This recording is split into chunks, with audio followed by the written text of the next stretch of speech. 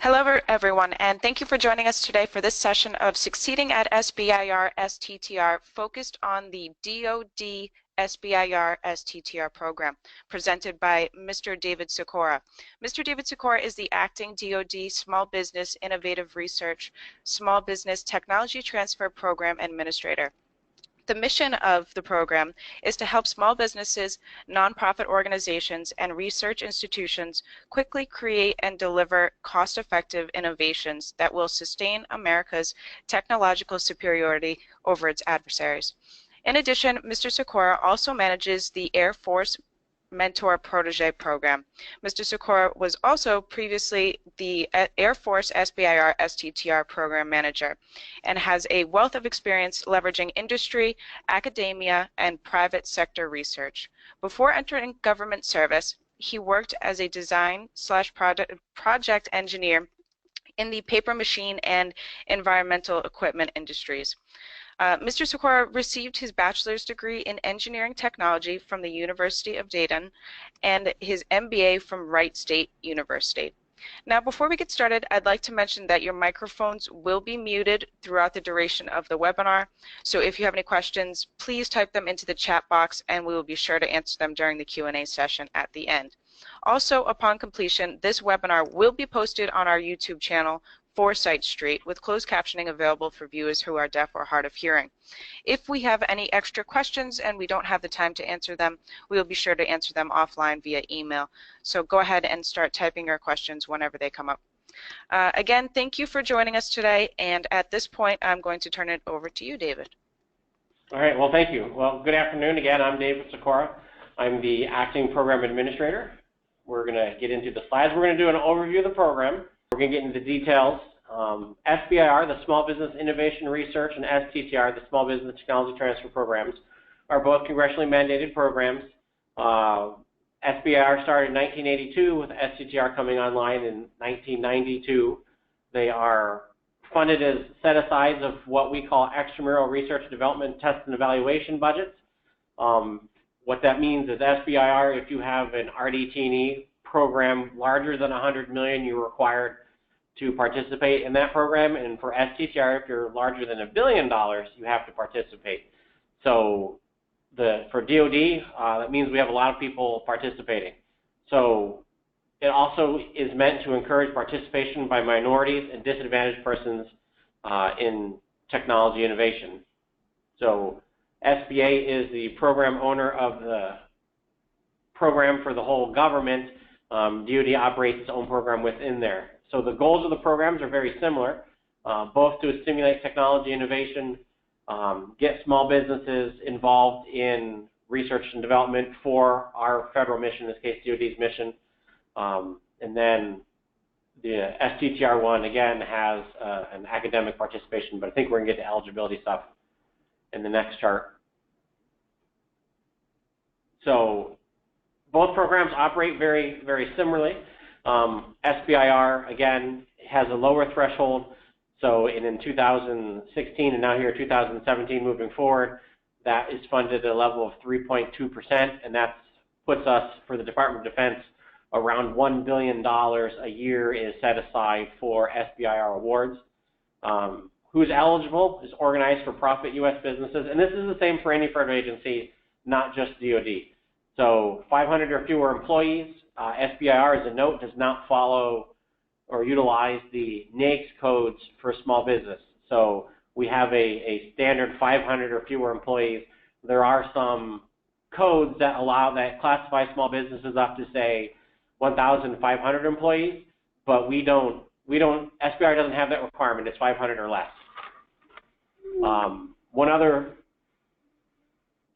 Move closer to the speaker. Okay. One of the other things that we have for SBIR is the principal investigator has to be employed by the small business during the project, and that's different from STTR, and we'll cover that here in a second. So what's unique about DoD?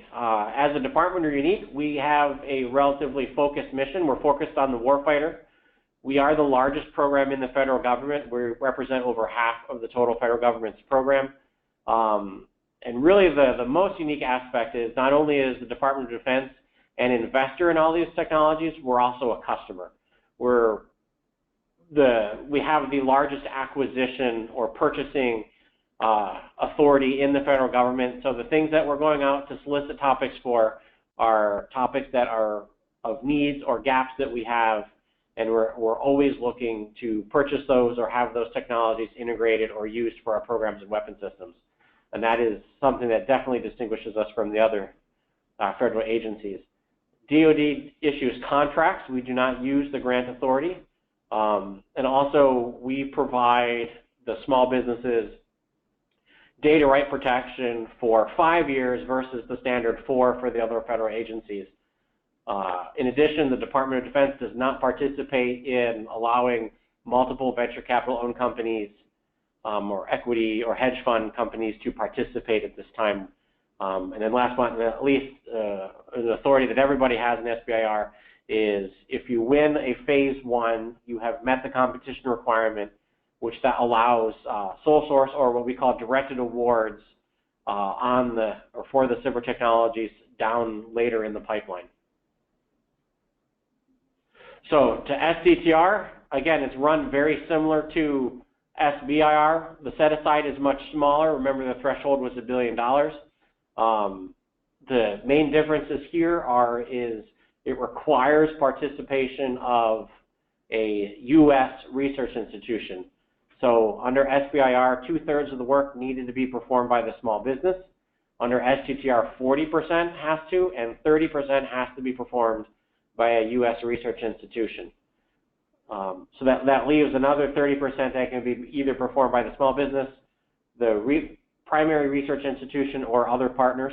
And then the other difference is the principal investigator can be from either the small business or the research institution, which is another significant difference.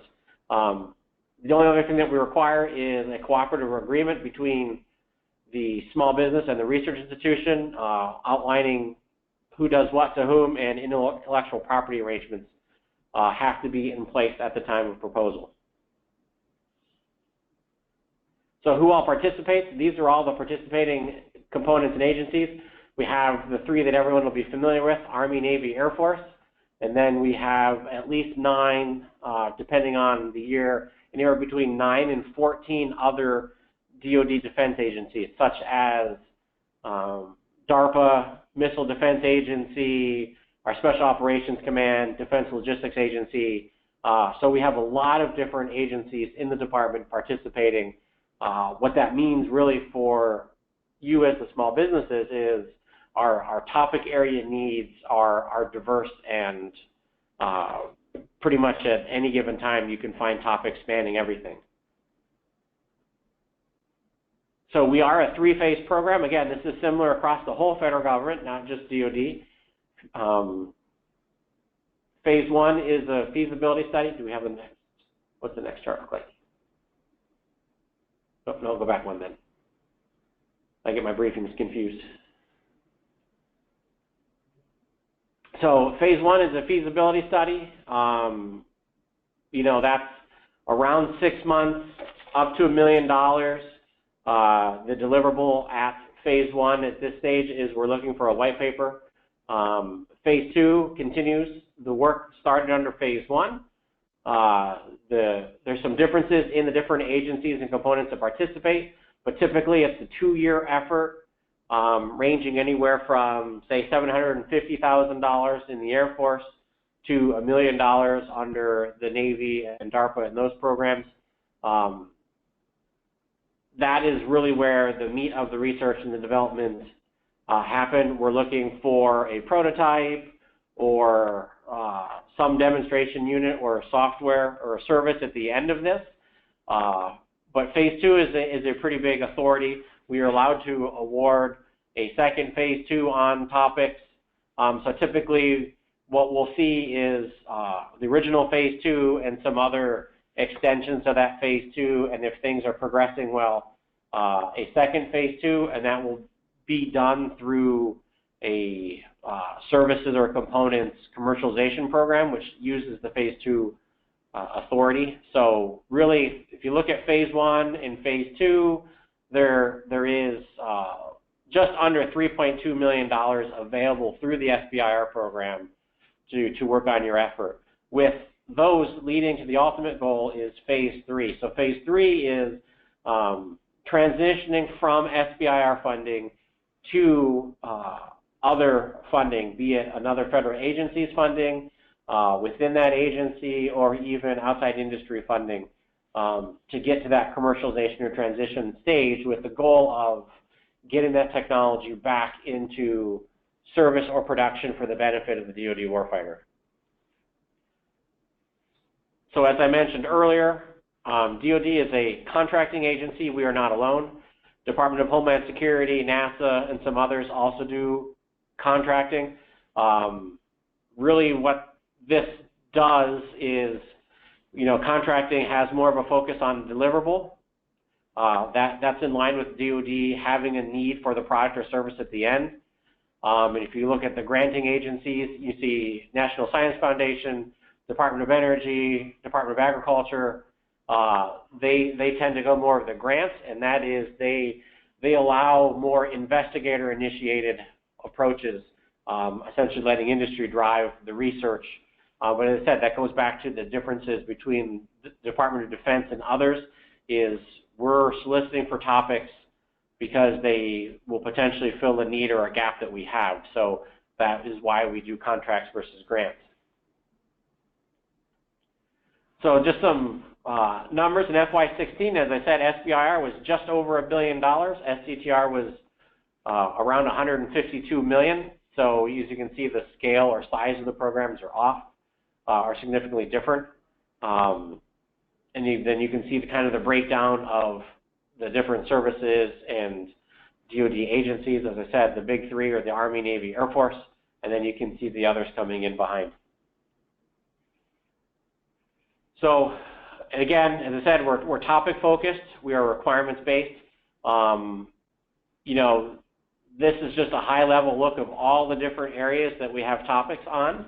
At any given time, we can have one or multiple topics in these areas. So just again, some more numbers. Typically in a year, DoD will go out and solicit for over 600 topics. We do that over 3 different solicitations. Each solicitation has an SBIR and STTR component. It varies by solicitation which agency or component participates in, but it's a standard set schedule for the year, and we get on a schedule that we try maintaining as close to possible every year. We receive about 10,000 phase 1 proposals. We'll make about 1,500 phase 1 awards, and we'll also look to make just under 1,000 new phase 2 awards a year. And we've seen over $31 billion in commercialized products and services. So again, this just highlights that DoD has a strong interest and relies on this program to deliver innovation to the department.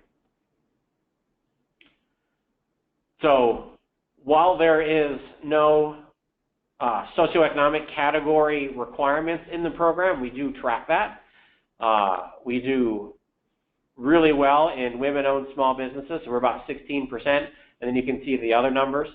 And they're minority and veterans. We're above average for the rest of the department's acquisition numbers, so we're very proud of that in SBIR. The middle, the pie chart, really shows that SBIR is a fantastic avenue for the very small companies, the startups, to get that initial funding for their technology development, but as well as using it to get a foot in the DoD acquisition. So if you look at that, 58% of, just under 60% of the companies that participate in our program are 24 or less employees. So that is fantastic. Again, the whole program's goal is to get out and get that innovation, and we're doing very well with that. On the flip side, though, the top 10 states, and you can see them on the right, receive over 72% of the awards. So but you can kind of look at the companies and see that it centers around some of the innovation areas within the country.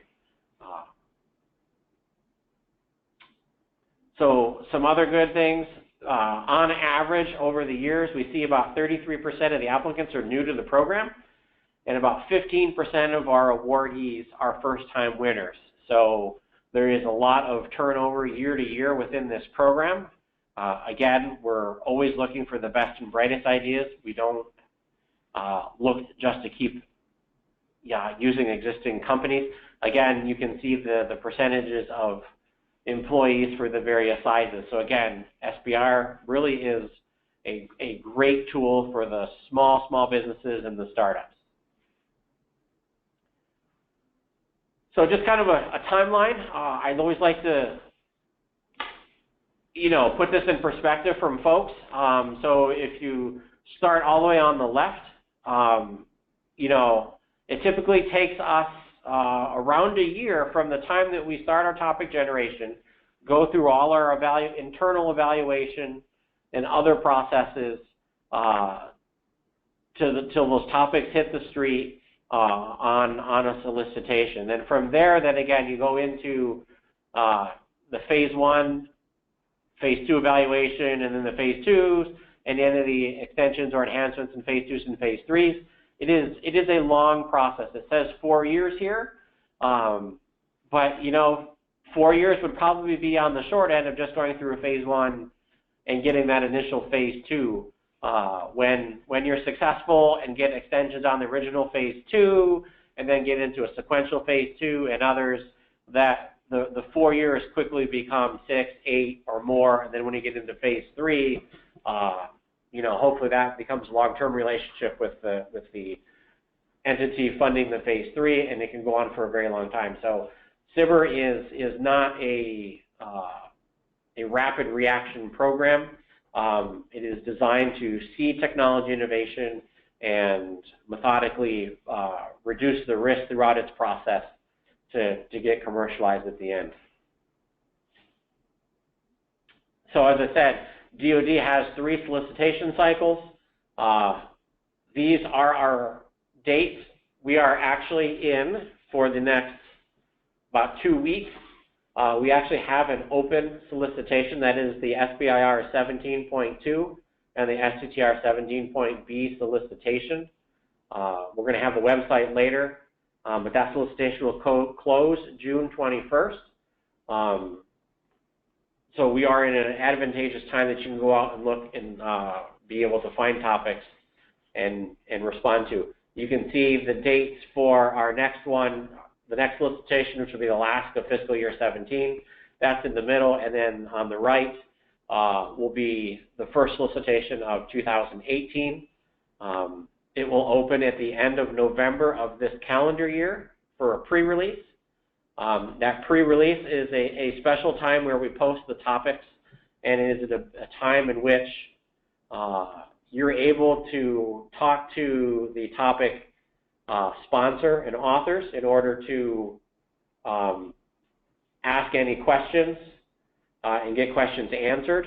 And then the actual solicitation will open later, in the case of the first one for 18, on January 8th.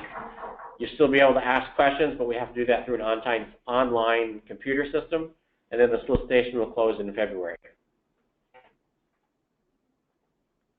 So if you're familiar with the DoD program, you will know in the past we have had a solicitation close time of 6 a.m.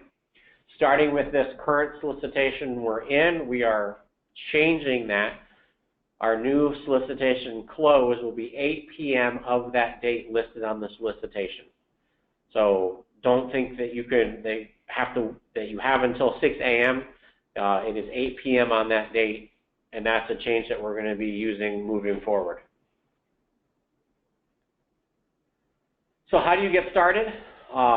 Best recommendation is to go to our website. You can see it on the bottom right, sbir.defensebusiness.org. You can find our solicitation schedules. You're able to search topics. You can register your firm here.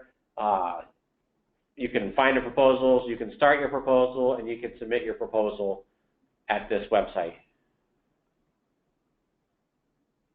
So again, how do you ask questions? Again, as I said during the pre-release, you can call, but the system is always open during the solicitations. You can see the website in the bottom right, but this is an official way to be able to ask questions on our solicitation. It goes to the technical authors of the topic who will then be able to respond. So why do small businesses participate? You know, SBA is proud to say that SBIR is the largest source of early venture capital seed funding. It is also non-equity, so the government, no dilution of equity, so the government does not take ownership in the technology. There are strong intellectual property protection and data rights for the small businesses. Again, DoD does 5 years versus 4 that the other federal agencies follow. The fantastic authority with it is, you know, once you make through that phase 1, the authority and the ability to do sole source or directed awards come with being a participant in the SBIR program. Other things that we see is winning an SBIR and going through that process. It builds credibility of the research performed, as well as it's a great resource to get in and start learning how the government works on acquisitions and contracts. Even though SBIR is fairly small, the rules are the same for us. We have to follow them like larger acquisitions. So again, it's a great entry into the federal government in contracting and doing work for the DoD. So just some tips that we've learned over the time.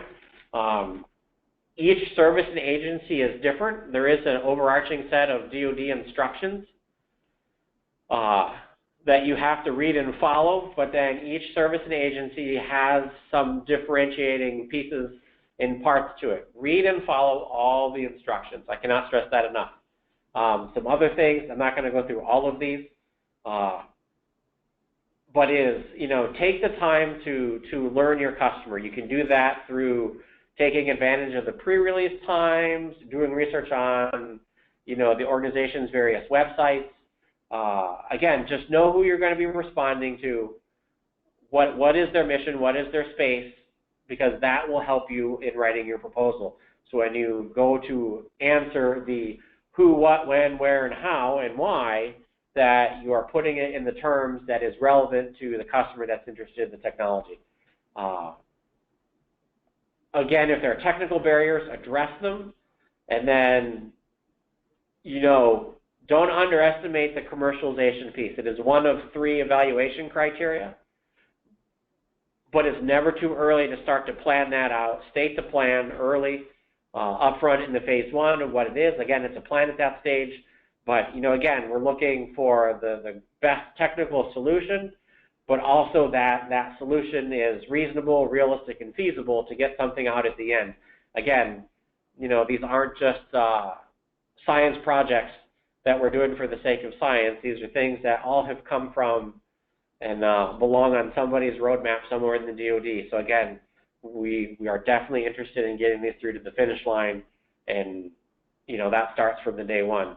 And again, I'll stomp on and focus on the read and follow announcement instructions. That is one of the greatest things that you could possibly do, is to read them. Even if you participated in the past, read them again. We do tend to make some changes from year to year, solicitation to solicitation. Just take the time to read them. It'll be worth the time and effort. So typically every year in the past, we've had something called the Beyond Phase 2 conference. We are going to reinitiate that this year. The last one we had, I think, was in 2014 in San Antonio.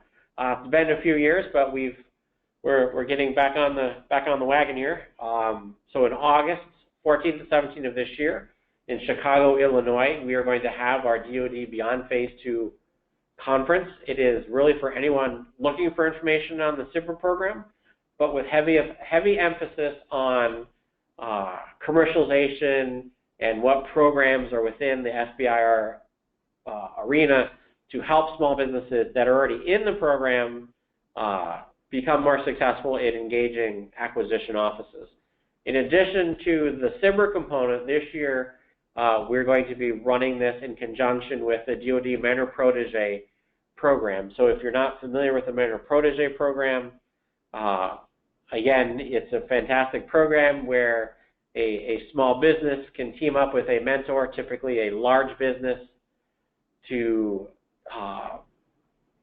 there's a wealth of things that you can do, from learning how to use new technology, get to new technology, design for manufacturing, certifications. There's a lot of things that we can do in here. So again, it ties nicely into SBIR that, you know, as we're planning commercialization and wanting to get into a program or into a prime, again, it's just another program that we have within the department that allows us to help and increase the likelihood of success of these topics. If you have need more information on this event, please contact Mr. Walters. He was kind enough to put his email down here in the bottom. So here is the contact information for most of our participating components and agencies within the Department of Defense. I'm at the top. Next chart.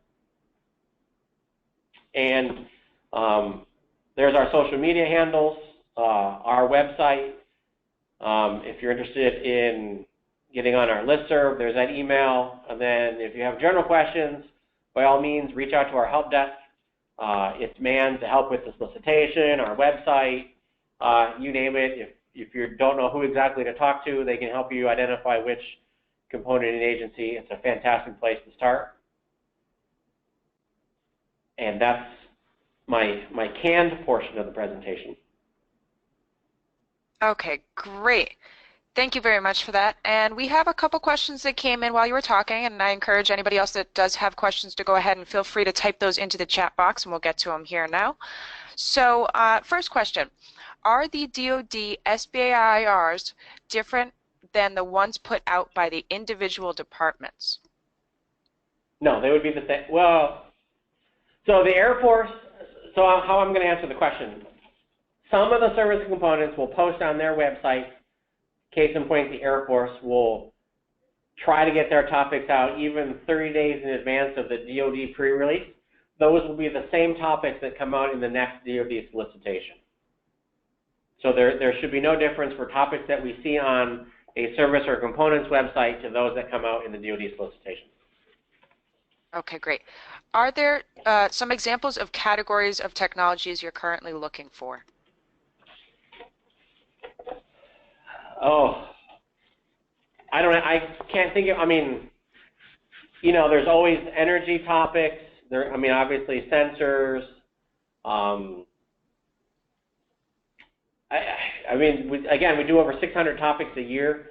I mean, again, sky's the limit really on some of these. You're going to find a lot of stuff. Perfect. And like you said, just check out the website and whatever solicitations that are currently out. You'll see some examples on there. Is it recommended that a new technology be reviewed with a DoD prime contractor before presenting directly? So if by presenting directly means soliciting under a topic, it's not required. I think that's I know that, yeah, so I know that you can get letters of endorsement from the prime contractors. That's fantastic. That really helps with, you know, potential future commercialization. But it's not really on our evaluation criteria. So it is absolutely by no means required to have one of those. Okay, great. Are the proposals done by an online system or is it a PDF form? It's a PDF form.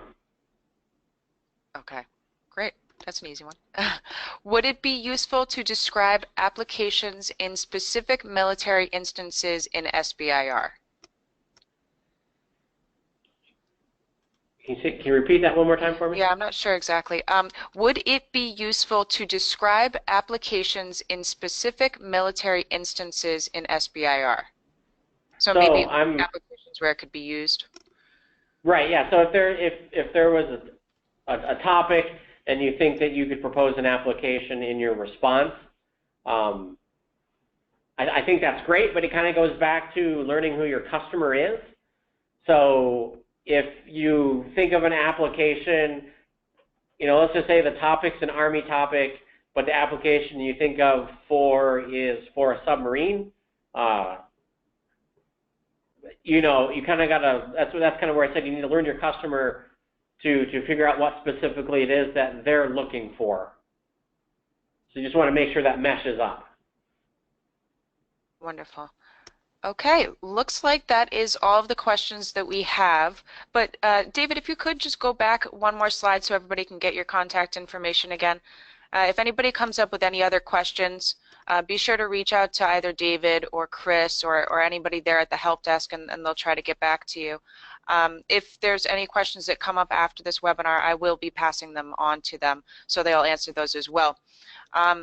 Thank you again for taking the time to join us today, and I'd like to remind everybody that a recording of this webinar will be available on our YouTube channel called Foresight Street, so you can go ahead and take a look there. The link was up there on the screen. We'll also be sending out a link to a recording of this webinar and the PDF of the slides as well. On our YouTube channel, you can find much more commercialization related content, tutorials, previous webinars such as this. Again, thank you everybody for joining us, and Mr. Sikora, it's been a pleasure. Thank you very much. Take care, everyone. Bye-bye.